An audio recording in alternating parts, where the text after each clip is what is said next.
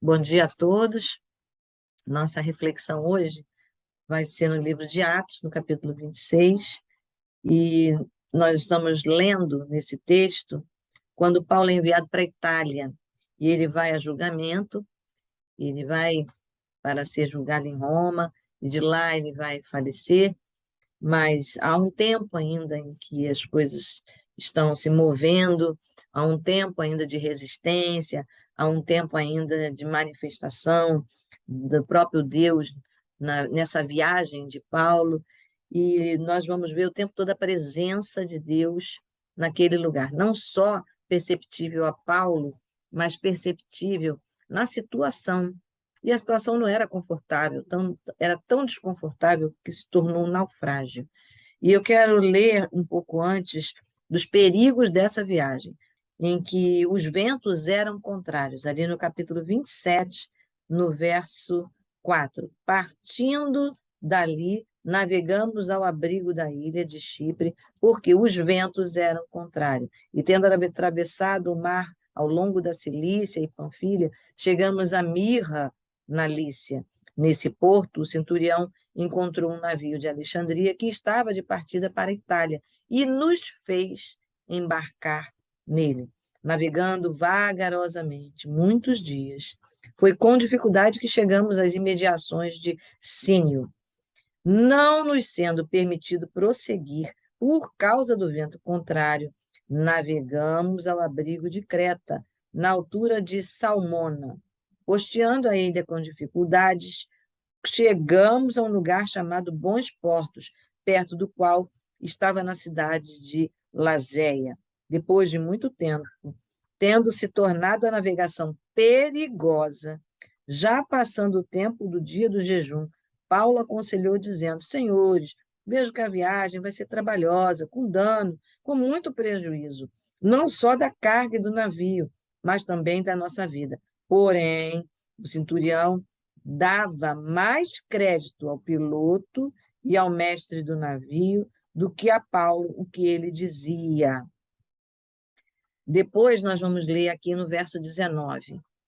E no terceiro dia, nós mesmos, com as próprias mãos, lançamos ao mar a armação do navio. E não aparecendo, havia já alguns dias, nem sol, nem estrelas caindo sobre nós. Grande tempestade dissipou-se, afinal, toda a esperança de salvamento. Havendo todos estado muito tempo sem comer, Paulo pôs-se de pé no meio deles. E aí Paulo vai começar a fazer um discurso acalmando essas pessoas. Então, o que eu quero mostrar é a circunstância, é onde Paulo estava imerso. Paulo estava imerso em situação em que as pessoas não colaboravam, via o perigo e continuavam navegando para dentro do perigo. Você veja que o vento era contrário, viram que foi aconselhado que eles não embarcassem, e ainda assim diz que a pessoa que estava navegando, o centurião responsável em levar esses presos, e Paulo era um dos presos, que ia ser julgado injustamente, ele continuou a viagem, ele prosseguiu a viagem. Não deu diferente. Paulo se levanta, aconselha, ninguém escuta o conselho de Paulo. 3 dias depois, acontece exatamente isso. Era necessário já fazer tudo o que Paulo tinha dito que seria possível prevenir e não acontecer. Então, veja, a teimosia humana daquele que não escuta Deus, daquele que não preserva com zelo e cuidado a missão que tem, que o centurião que tinha que cumprir, e ele se propôs a cumprir a missão. O que ele não percebeu é que Deus é dono do vento, Deus é dono da situação. E nada vai fugir ao controle de Deus. E o programa de Deus não era que Paulo chegasse à cidade onde seria necessário, lá na Itália. Era que chegasse primeiro à ilha de Malta, nem que fosse debaixo da tempestade.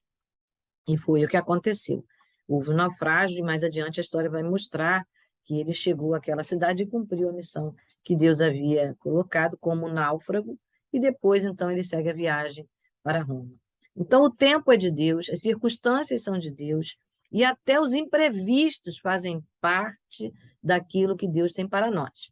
A gente pode dizer assim, mas Deus precisa usar imprevisto? Muitas vezes sim, não por causa do nosso coração obediente, não porque Deus precisa desse método, mas porque quem nos cerca desobedece. Quem nos cerca tenta atrapalhar o movimento natural que Deus faria. Mas Deus que não resiste aos homens, Deus que sequer, né, luta contra os homens, ele ordena, ele cria a situação até desfavorável para que percebamos o que Deus está fazendo. Então, situações desagradáveis para o obediente ao Senhor, ele só vai ver a glória de Deus. Ele só verá a promessa de Deus cumprida. Ele só verá o livramento de Deus. E a obediência dele será vista e percebida. Porque adiante no texto, você vai ver que até o centurião, todos passaram a acolher e deixar Paulo dizer como fazer. Esse texto é lindo, esse texto é muito bom, em outros vídeos, inclusive, já essa viagem toda já está explicada, mas hoje o que eu quero focar é o dia desagradável. É a circunstância desnecessária configurada pela teimosia dos homens. Mas a obediência de Paulo só fez perceber melhor que Deus estava lá. E há uma palavra aqui que me chamou a atenção. No verso 9, diz assim, que depois de muito tempo, tendo tornado a navegação perigosa, já passado o tempo do dia do jejum, Paulo aconselhou dizendo, passado o quê? O dia do jejum. Até o dia da tempestade, ele não passa em branco e nem como uma coincidência, um imprevisto. Para o coração do desobediente pode ser. Para Paulo, que era um judeu, fiel a Deus, cria na palavra de Deus, nas escrituras, ele sabia bem o que era o dia do jejum. Era o dia do arrependimento. Era o dia da nação. A nação fazia isso. E perto ali do dia 10 de setembro até o dia 11 de novembro, mais ou menos próximo a esse período, era a festa de Pentecostes e depois a de Tabernáculo. Entre essas festas, todo mundo sabia que os ventos não eram navegáveis. Todo mundo sabia que esse não era o tempo. E 5 dias após o dia 10, que seria o dia 15, em torno do dia 15, era um dia extremamente perigoso, pois foi nesse tempo que os teimosos resolveram entrar. Mas esses dias não eram dias apenas no calendário. Para um romano podia ser, mas para um judeu não. Era um dia significativo, simbólico. Era um dia que o povo deveria não trabalhar, mas dar atenção ao seu próprio arrependimento, contrição do seu coração e buscar de Deus o perdão. Era um dia previsto, inclusive, lá em Levíticos 23, 27. Sabe, para Paulo, as circunstâncias moviam e dizia assim, eu estou nisso. Eu estou ouvindo seu coração, Paulo. Você é o único que tem o coração arrependido, você é o único que sabe. Aí, o calendário é esse, mas eu vou parar o mundo.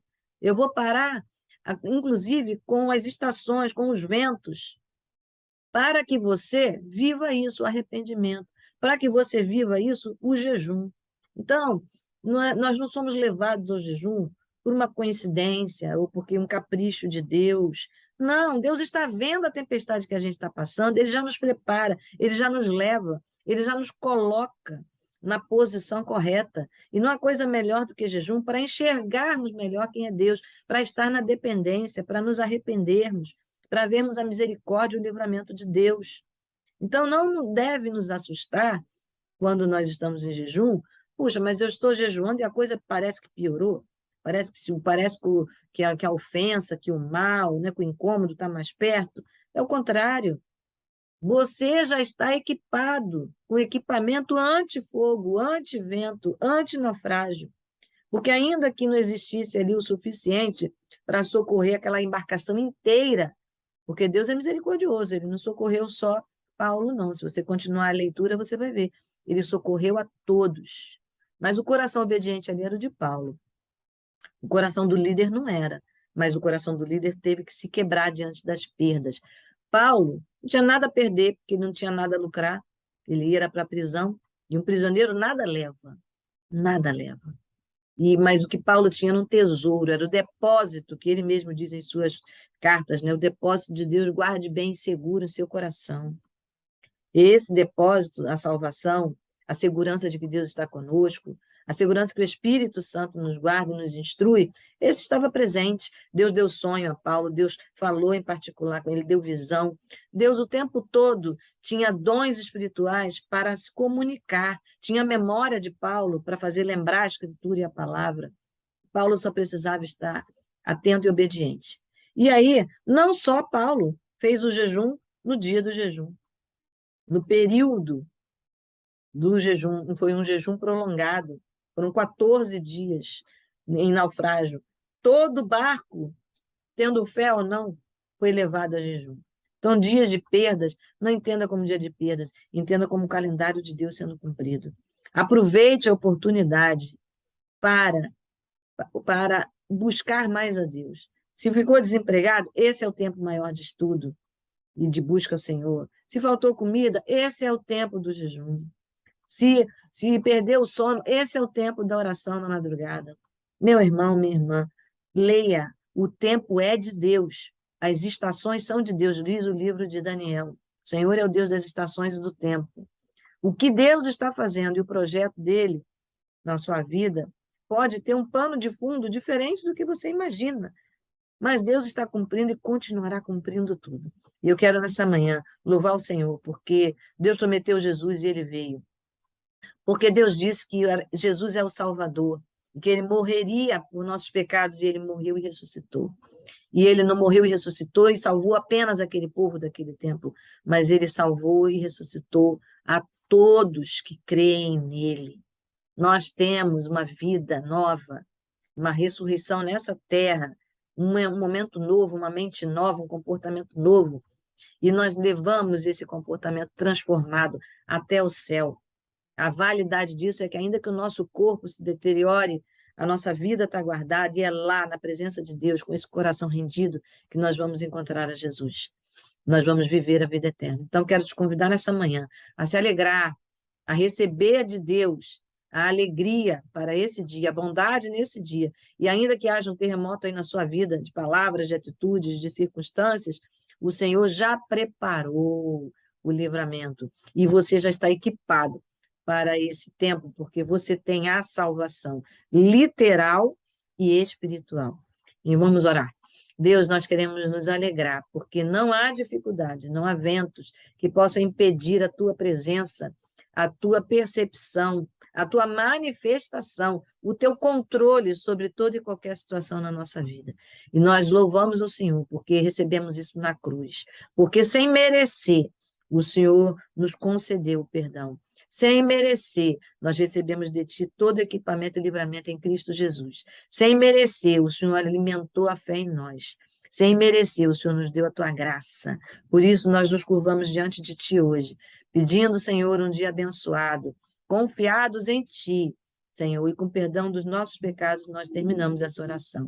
Em nome de Jesus, amém. Amém? Um dia agradável para você. Deus abençoe.